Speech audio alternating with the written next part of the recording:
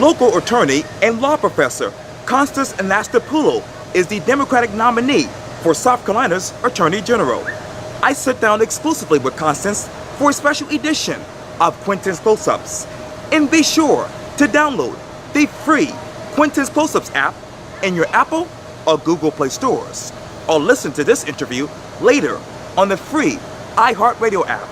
Constance Anastopoulo, it's so good to see you again. Thank you for having me back. Oh, likewise, I appreciate this. Well, let me take you to July 18th. You sent this to your followers and friends on your email account. You said this, quote, "Dear friends, it's way past time that we address these serious ethical lapses at our current Attorney General's office. The best way to do this is at the ballot box this November 6th, when we send Alan Wilson packing." Tell me, what are those current ethical lapses in your mind? Well, I think there are many, but I'll start with some of the most glaring. As I teach ethics at the law school, and I talk to students about ethical behavior, and one of the big issues in law is conflicts of interest. So if you look at Alan Wilson's campaign disclosures, the most recent filing online, he is taking campaign contributions from utilities, including SCANA, SCE&G, and Dominion Power, which is a Virginia energy company that's trying to buy SCANA right now. Excuse me. So he is taking campaign contributions from the utilities that he is charged with enforcing as the chief law enforcement officer, the regulations against.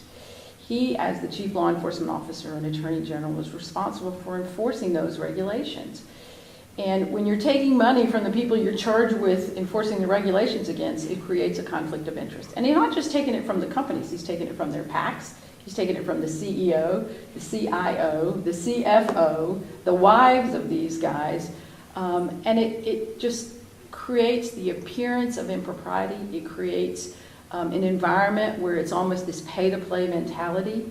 He is also, again, taking money from opioid manufacturers that he is supposedly pursuing for their actions of dumping opioids in the state. We have a real crisis in the state and really across the country with opioids. And he is taking he's taking money from the manufacturers of opioids. I will not do that. I vow I will not take money from opioid manufacturers, not from utilities I'm charged with enforcing the regulations against. And the other thing that is very concerning is that during the investigation, Alan Wilson was sharing information with the Quinn family, who have already been convicted on charges of corruption during an investigation, and he was trying to fire David Pascoe, who was a special prosecutor that he appointed. And then when David Pascoe started to investigate his circle of friends, Wilson was trying to fire him. And I will not engage in that kind of conflict of interest behavior, pay to play, taking money from drug manufacturers and utilities. And you talk about the opioid crisis. As we sit here right now, where are you emotionally with that? Well, it is really interesting, Quinn. Since I have gotten in this race, I have gotten so many phone calls and emails from people who have been touched by this crisis, either the child of a friend or a coworker, someone who has been touched by this crisis. And it is truly a crisis. Young people, I think the statistic is something like one person dies every 15 days from an opioid overdose. It is a true crisis, and we have got to stop the way that Oxycontin and these other opioids are distributed. It's now gone to the street, and Alan Wilson's been in office 7 years. He has waited until now to get involved in litigation that I did as a civil litigator more than 10 years ago, pursuing drug manufacturers, and particularly the manufacturer of Oxycontin, for dumping that drug in this state. And you talk about your campaign. As we sit here right now, and you being the Democratic nominee for Attorney General, what is that one word to describe your campaign? Not career politician. That's 2 words, but I am not a career politician. Okay. 3 words. Okay. I think what I bring to the table is a true desire to do this job for the benefit of the people of South Carolina. I don't want to be the governor. I don't want to be a U.S. senator. I don't want to be anything else. I want to go to Columbia, clean up this mess, and then come home to Charleston and teach at the Charleston School of Law. I believe in term limits. I would not serve more than 2 terms as Attorney General, and then I'm going to come home.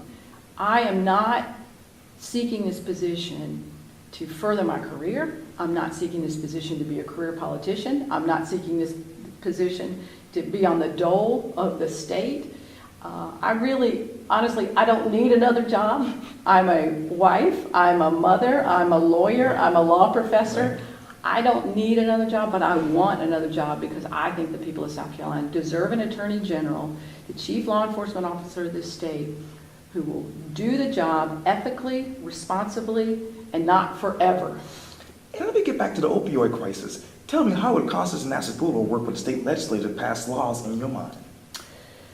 Well, I think as the Attorney General, I would pursue actions against the opioid manufacturers. So again, this kind of goes back into when I pursued Purdue Pharma, which is the manufacturer of OxyContin, more than 10 years ago. And we settled that case. We represented over 600 plaintiffs in that action.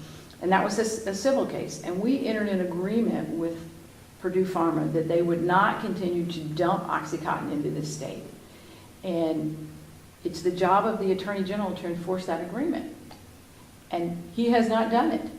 And I would begin with going back to that litigation, going back to that agreement, and pursuing an action based on the fact that they have violated that agreement. Why South Carolina when it comes to that particular company?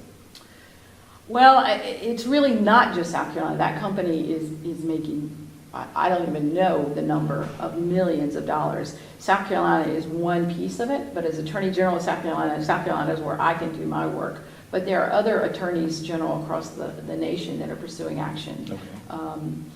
But we particularly pursued Purdue Pharma. They were the defendant in the case because OxyContin was so rampant, and particularly in the Myrtle Beach area back in those days. How would you work with the law enforcement officials in Myrtle Beach to stop this? I would give them support. As the chief law enforcement officer, I would bring in DEA, federal agency, to try and stop the epidemic of opioids. And again, it starts with prescriptions, it gets on the street, and now there is this formulation of OxyContin and fentanyl that kids are overdosing on. So they think they're buying OxyContin, they're buying these laced pills, they don't know what they're taking. It's truly an epidemic. So to answer your question, I would provide resources to law enforcement. I would offer DEA to come in and help us to police this. And let me get back to Scanner and Dominion. You mentioned that, which are the 2 biggest utility companies in the news right now. And according to the state newspaper Twitter headline, it reads this: Scanner and Dominion secretly offered $1,500 refunds to keep lawmakers from cutting rates. As Attorney General candidate, where are you with this news? Well, I think that speaks to the culture of corruption in Columbia that I vow to change. So again, it's the job of the chief law enforcement officer of the state, the Attorney General, to stop this kind of pay-to-play rebates to lawmakers. I mean, that just smells bad, it appears bad, and I would stop that kind of behavior. And let me go back to something that a lot of United States senators and representatives and really state lawmakers as well have been talking about over the past 6 or 7 days now, and that is tariffs. Where are we?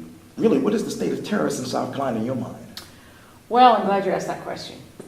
So I think week before last, the big manufacturers, automobile manufacturers in the state, offered briefs and testified about the impact that these current tariffs and proposed tariffs would have, right? So you've got BMW in Greenville, you've got Volvo here in Charleston, you've got Michelin, the tire company that helps or works with BMW, all big manufacturing plants, good jobs in this state.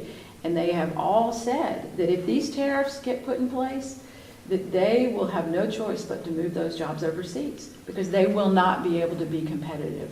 The retaliatory tariffs that will come with that will force them to take those jobs overseas. So as the Attorney General, I would fight the tariffs. I would try to keep those jobs in South Carolina because it's important to our economy, it's important to the families, and I would fight tooth and nail to try and keep them from enforcing those and bringing those to bear in South Carolina. Let me get back to utilities because this news broke really last night, and this is the headline from PostandCorey.com. Governor McMaster appoints former South Carolina Attorney General as interim leader Santee Cooper. And this is what the Boston Courier wrote actually.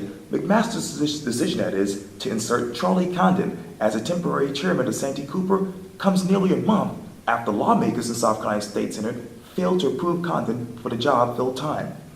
So how did McMaster get this idea to appoint Condon to this role right now? Well, and again, I think I know Charlie, and he's certainly, my husband worked for Charlie years and years ago as a solicitor. Oh, yeah. But it's my understanding that Mr. Condon also is a campaign manager for Alan Wilson. And it's that kind of insidious behavior where you've got guys within the Attorney General's organization in his campaign being appointed to run a utility that he's charged with regulating. It's exactly that kind of insidiousness and this good old boy system that is concerning. I don't know the law with regard to why McMaster, how McMaster did it, but the legislature didn't approve him to run SCE&G, and so McMaster appointed him as a temporary head. If you were to sit down with Governor McMaster one-on-one, what would be your first question to him about this news? I would say, under what authority did you make this decision and exercise this power? Because the first thing as Attorney General I would look at is whether or not it's constitutional within the powers of the governor to do it. From now until November, how would you talk to the voters about the latest going on in the Attorney General's office in your mind? Well, that's a great question. So again, I think the voters of South Carolina will have a choice on November 6th. Do they want to keep the same culture of corruption? Do they want to keep the same good old boy system? Do they want to keep the same insidious group? Or are they ready for a change? Are they ready for someone who's not a career politician? Are they ready for someone who's ethical? Are they ready for someone who wants to do the job for the right reasons? And so that's what I'm talking about across South Carolina until November 6th. And what will you do on day one if you were to be elected Attorney General? Well, on day one, I would begin with continuing this deep investigation that I think needs to happen into the legislature in terms of pay to play and this culture of corruption. Because I think there's already been 5, 6, 7 indictments of current legislators. I would rip the Band-Aid off of all of it, and I would look at everybody, and we would create a commission to really investigate this. The second thing I would do is create a panel or a commission to adjudicate conflicts of interest. And it would consist of an in-house review. It would consist of either former judges or former attorneys, as well as judicial review, a kind of a 3-step approach to address conflicts of interest. Because I think when the person who thinks they have a conflict is the one making all the decisions, that creates a conflict. How do these people get so relaxed in this environment of ethics and conflicts of interest in your mind? I think, quite honestly, that it's just gone on so long, and I think that there is just an acceptance of this is the way it's done, and I will stop that because I don't accept it. I won't accept it, and I don't think the people of South Carolina should accept it. Constance Anastopoulo, thank you so much for your time. I really, really appreciate this. I'm glad to be here, and thank you again. Thank you. Yes, ma'am, thank you.